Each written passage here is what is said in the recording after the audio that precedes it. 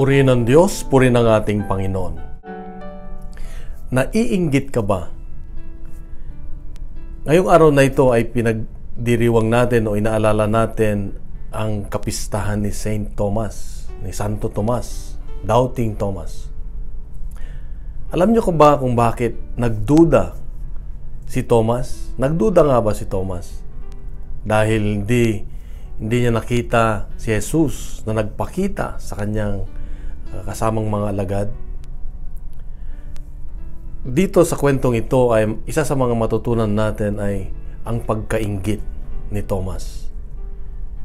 Sabi nila nainggit si Thomas sa kanyang mga kasamang mga alagad dahil nakita nila nagpakita si Jesus sa kanila. Wala siya noon. Kaya yung inggit na yun ang nagbigay sa kanya ng kalungkutan. Kaya nga sabi niya, hindi ako naniniwala hanggat hindi ko nakikita ang sugat, sabi niya, ay hindi ako naniniwala.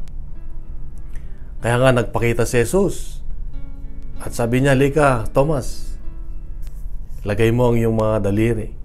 Ibig sabihin, dito ay makita natin na napakalaki ang naibibigay, na idudulot sa atin na kalungkutan ang pagkainggit o sa English, envy.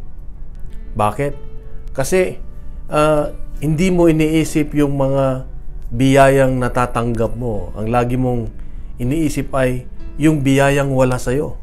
Yung biyayang natanggap ng iba, na meron sila, na binigyan sila ng Diyos, hindi ka masaya. Kaya nga, naiinggit ka, nagkaroon ka ng kalungkutan pag nakita mo yung ibang tao na bibiyayaan, na sa tingin mo dapat meron din ako. Kapatid, ito ang paalala ng Diyos sa iyo at sa akin ngayon, na huwag tayong mainggit kung ang iba ay may biyaya na natatanggap, dahil meron din tayong biyaya na natatanggap. Baka hindi mo alam, mas malaki pa yung biyayang natanggap mo dahil hindi ka nainggit.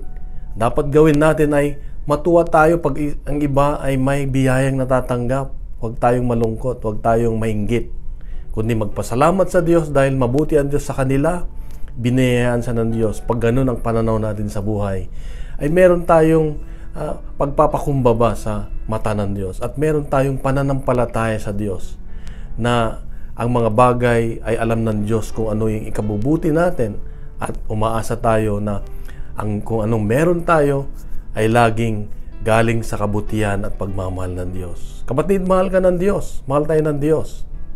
Bukas muli, meron siyang magandang mensahe sa atin. Pagkalat natin itong mabuting balita na huwag tayong mainggit. Pagkalat natin ang mabuting balita na ang Diyos ay totoong buhay at alam niya kung ano ang ikabubuti natin. Magalak tayo lagi sa mga biyaya ng iba, sa mga biyaya natin. God is good at isang mapagpalang Miyerkules sa ating lahat.